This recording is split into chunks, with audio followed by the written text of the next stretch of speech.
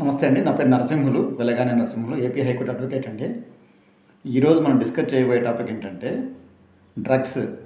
అంటే NDPS act అని ఒకటి ఉంది. ఆ చట్టం కింద ఏదైనా డ్రగ్స్ అమ్మటం కానీ లేకంటే కొనటం కానీ ఈ రెండు నిషేధం. ఈ సందర్భాల్లో ఏదైనా కానీ ఎఫ్ఐఆర్ రిజిస్టర్ అయ్యి బెయిల్కి అప్లై చేసుకోవాలనుకుంటే జైల్లో ఉన్న వ్యక్తి ఎటువంటి కండిషన్స్ కంప్లై చేస్తేనే బెయిల్ వస్తుంది అన్నది ఇక్కడ మనం పరిగణలోకి తీసుకొని చూడాల్సి వస్తుంది. నార్మల్గా వేరే కేసుల్లో unless the guilt is proved he's innocent అనేటట్లు అంటారు. అంటే నేరారోపణ చేసినంత మాత్రాన అతను ముద్దాయి కింద పరిగణించడానికి లేదు. సంపూర్ణంగా నేరారోపణ రుజువైతేనే, నేరం చేసినట్టు రుజువైతేనే అతను ముద్దాయిగా ట్రీట్ చేయాలనేది జనరల్ ప్రిన్సిపల్ క్రిమినల్ లాలో.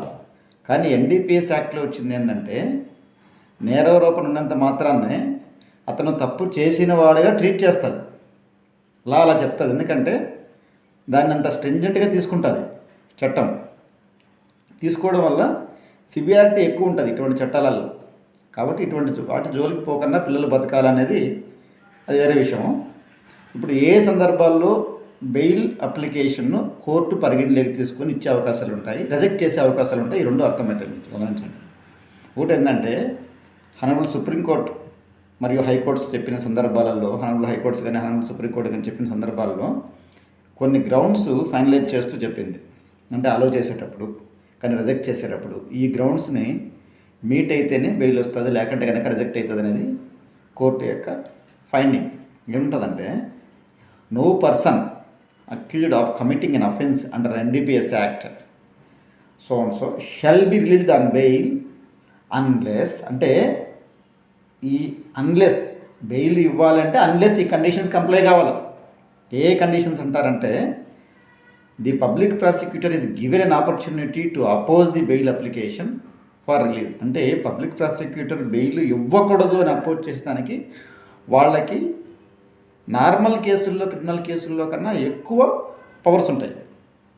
అంటే అపోజ్ చేయవచ్చు, చేసి డిస్మిస్ చేయించేదానికి వాళ్ళకి పవర్స్ ఎక్కువ ఉంటాయి. అంటే act it self is confirming the power.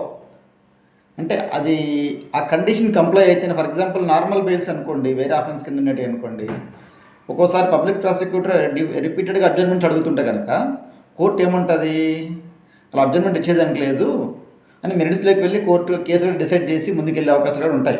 ఎందుకంటే పెట్టి రీజన్స్ వాళ్ళు అడిగితే కనుక. అలా కాకుండా ఎన్డీపీఎస్ కేసులో మాత్రం వాళ్ళకి దాన్ని రిపీటెడ్గా